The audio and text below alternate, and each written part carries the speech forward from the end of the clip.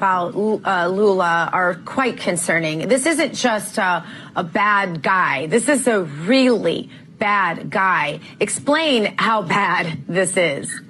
Very bad. He was convicted for 12 years in federal prison in Brazil. And he spent short of 600 days in prison when the Supreme Court of Brazil said there was a mistake during the criminal procedure. They didn't acquit him, but they said there was a mistake and he had to be released from jail.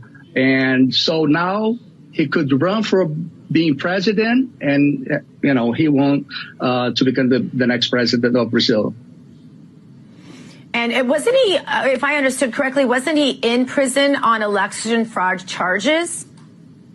He was actually in prison for corruption, for you know, billions of billions of dollars being spent in other countries. For instance, he built a seaport in Cuba using Brazilian taxpayers' money. He built a subway in Caracas, Venezuela, using Brazilian taxpayers' money, where a lot of the big cities in Brazil don't have their subway system of their own. So he was bribing the legislative representatives in Brazil to pass all the laws that he wanted to pass.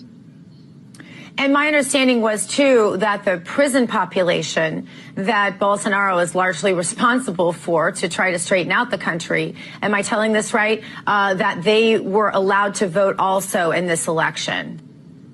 They were allowed to vote. And not only that, once they learned that Lula won the election, they had a video from inside a lot of jails in Brazil. They were all celebrating. All the criminals inside the prison were all cheering, high-fiving each other.